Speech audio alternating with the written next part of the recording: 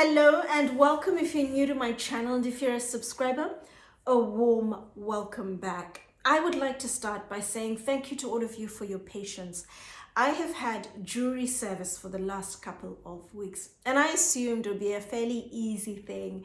I'd go in, listen to the evidence, come home, I'll be able to record shorts, carry on with my schedule, but it ended up being an incredibly intense case. And on a few occasions, I didn't sleep very well through the night, just mulling over the evidence I'd heard the day before in court. But it's all done, great verdict, and now back to my channel. In this video, I'm going to be talking about the first Indian luxury handbag brand, Aranyani. I'm Anesu Sagonda and I produce educational luxury content for anyone after the finer things, whether you're young and starting out in life and wanting to reap the benefits of buying quality from the get-go, or you're new to money and wanting to learn how to navigate the terrain, or you're into luxury but you want to focus more on quality under the radar brands, then my content is geared towards you.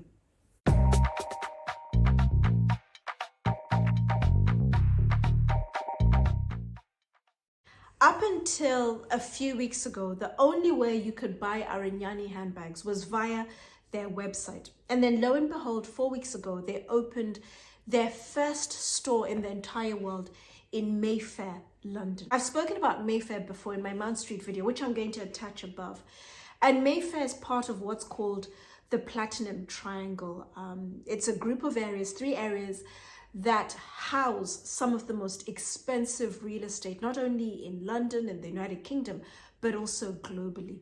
The store is located just off Berkeley Square, at the top of Bruton Street. Bruton Street is an incredibly significant street historically for the United Kingdom. At number 17 Bruton Street, that is where the late Queen Elizabeth II was born. A few doors down, number 21, is where Aranyani have opened their store. It's also the same spot where Moreau, Paris used to be located before they closed down during the pandemic. So it's a mighty little spot. On the same street, you have a number of well-known boutiques. Think, for example, Maison Margiela, you have Elisab, you have Brioni, you have Alice and Olivia, you have Nanushka, the vegan brand. You also have Asprey's that I've spoken about in my hierarchy of handbag series. And then opposite the Aranyani store, you also have the Rolls-Royce dealership. A few doors down from the dealership, you have Hakkasan, one of the most well-known Chinese restaurants in London. So in terms of having the affluent footfall who can afford the bags, who'd appreciate the bags, they have it. And to top it off, Bruton Street feeds into Bond Street, where you have a number of the other well-known handbag brands that would be direct competitors to Aranyani. So it's in a mighty little spot where it's going to get the exposure, the footfall coming through their doors. When you walk into the boutique, you very quickly realize that the range of bags on offer are very different to what is currently available in the market. When you consider some of the shapes, the designs on the bags, the colors they've used tend to be your more muted take, whether it's a blue, a red, a pink, burgundy color. The core color, the main color of the brand, is a lush forest green color. Aranyani in Hindu means the goddess of the forest and the animals that dwell in it. So you'll see that playing out a lot in the colors, the more muted take, the lush forest green, the house color, some of the designs on the bags. One of the 5 collections they have kickstarted with is the Carnival collection, and on there is hand-painted butterflies and flowers, for example, that you typically find in the forest.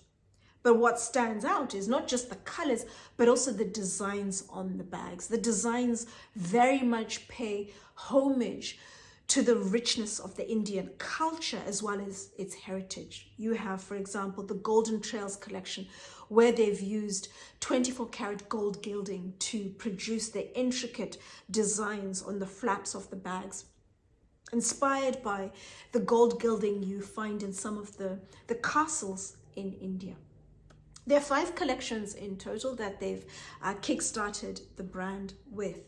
But over time, I'm sure they will add variations within those collections, add different colors, and also add in new styles as the brand develops and gains traction. The main material that they use for their handbags is a sumptuous calf nappa leather. It has a very gentle sheen to it, and over time it'll develop a beautiful patina. Most of the bags, as I mentioned, are made using sumptuous calf nappa, but they do have one style of bag, a briefcase, where they've used a grained calf skin. And they've also produced clutches in the calf nappa leather, as well as a very soft plush velvet material as well. So you do have that option.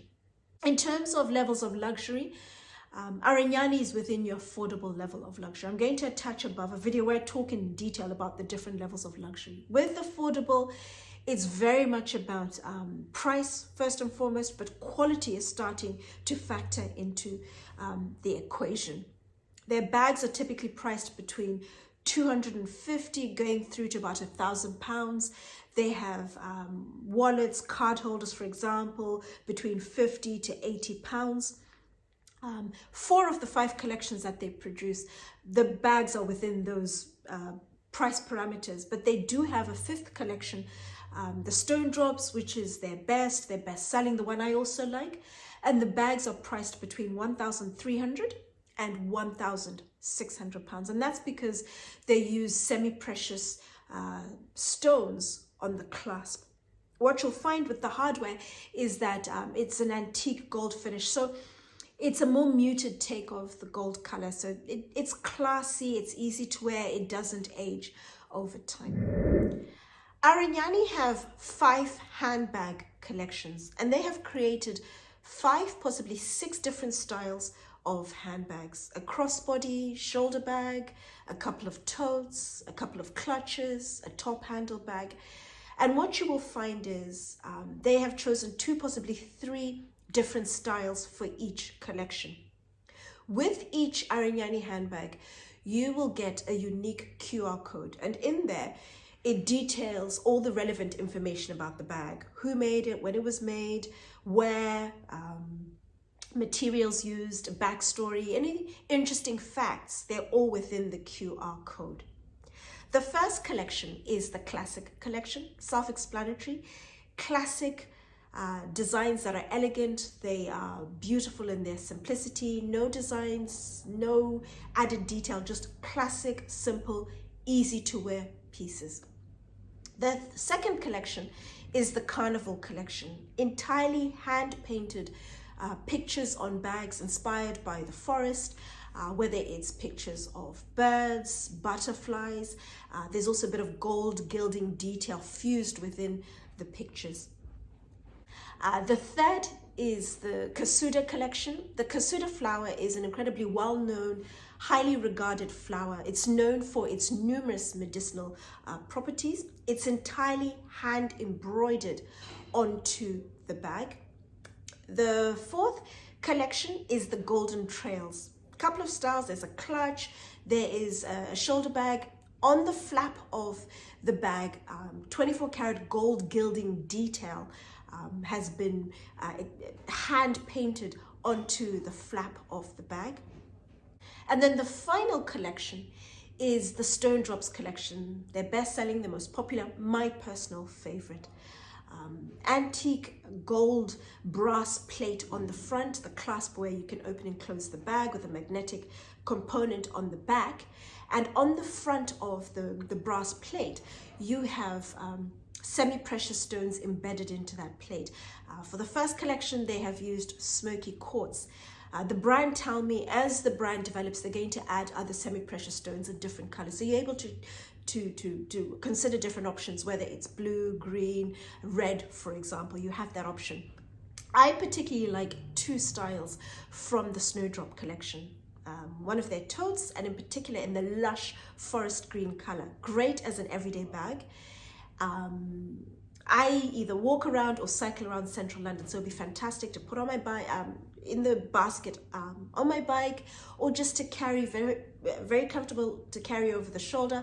Straps are slightly wider, they're not as thin as some of the straps I've spoken about in the tote videos. And then the second is the clutch.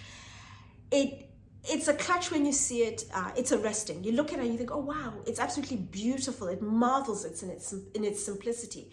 And then the semi-precious stones on the front just elevate the whole look and feel. They just bring the bag together very well. Incredibly versatile, can be worn to an incredibly formal event, a charity event, a gala, a wedding, a cocktail party, or somewhere a little more casual, date night, out and about. Add a strap, carry it over the shoulder. You have the option of either the calf nappa leather or the plush soft velvet that I mentioned. So you have options. It's a beautiful clutch.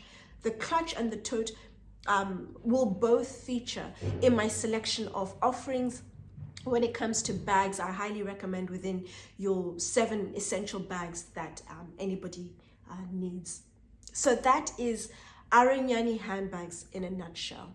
It's a fantastic brand, and I'm really excited they chose London. Of all the cities in the world to open their first store, they chose London. In a superb location. They could not have chosen a better location than where they are right now. If you're ever on Bond Street, please just wander down and take a look at Aranyani. It's a great brand, particularly for the affordable luxury space. It's one of the brands I would place at the top end of the market. Great designs, well made, fantastic leather, the craftsmanship, the attention to detail. But most of all, what I really like is the brand is incredibly receptive. When I went into the boutique, really welcoming, they're helpful, they knew their product. But most of all, they put a lot of emphasis on, we welcome feedback, good or bad. We would like to develop, grow the brand, and make sure we're always doing the right thing. Any other questions, as always, let me know in the comments down below. But thank you for watching, and I look forward to seeing you all again soon.